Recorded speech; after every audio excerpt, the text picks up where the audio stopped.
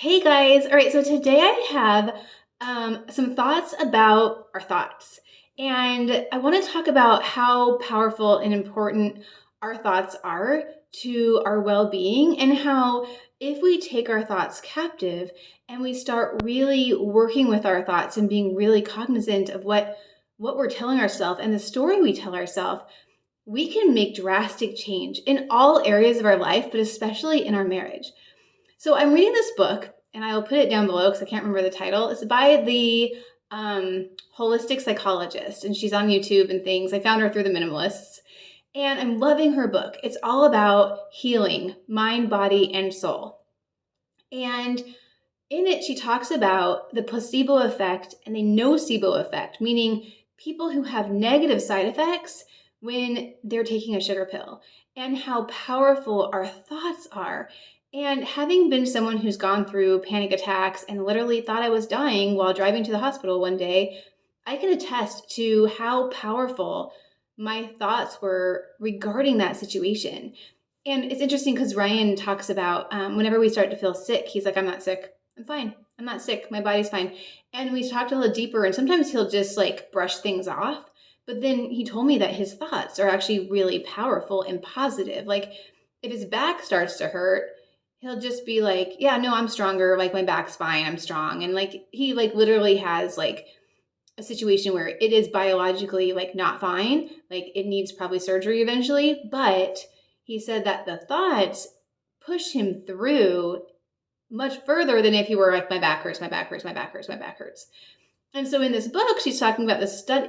What happens is there were two incidences. One was this man was told that he had 3 months to live. He had cancer, and he died 2 weeks later, and he didn't have cancer. And the idea of like thinking you're really sick, that you're going to die. And Ryan was even talking, well, I won't go there, but anyway. And then the other side was another situation was this man thought he was taking antidepressants, and he overdosed on purpose. And then he told his girlfriend, hey, I just took all these pills. He literally got to the hospital, and his heart rate was dropping, his blood pressure was dropping, everything looked like he was like going into shock from overdose, and they were sugar pills. And so if you get back to like this more day-to-day you and I situation, it's like, what is the story you're telling yourself? What is the story you're telling yourself about yourself?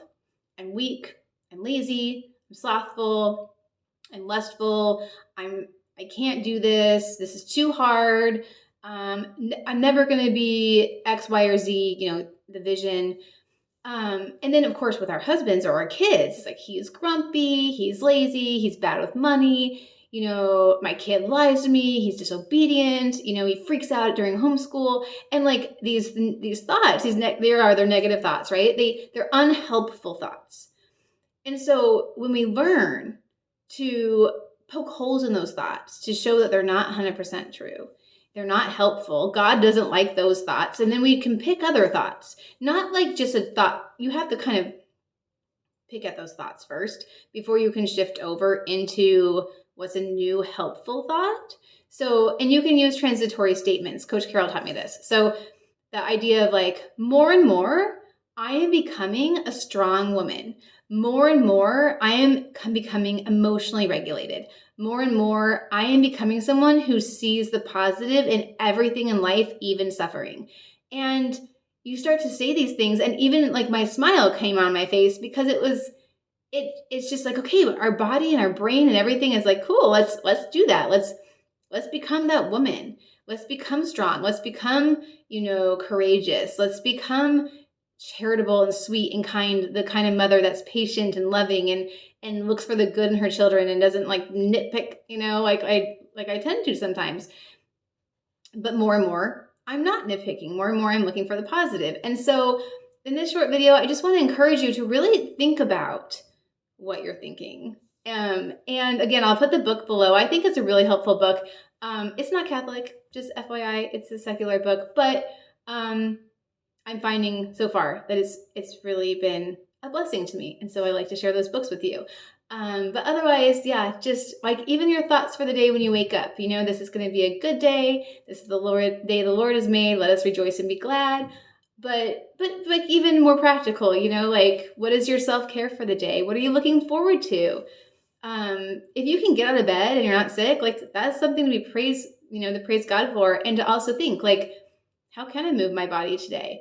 What are the things that are going to move the needle towards my goals, my long-term goals, like my vision statement of being strong and being kind and being flexible and being, just relinquishing control of my husband and all the things, and also being diligent with homeschool or whatever it is. So, yeah, so I just encourage you today to kind of think through and maybe even do like a brain dump or a brain download and really kind of think through what are the thoughts I'm telling myself? What is the story I'm telling myself? And is it a story I want to tell?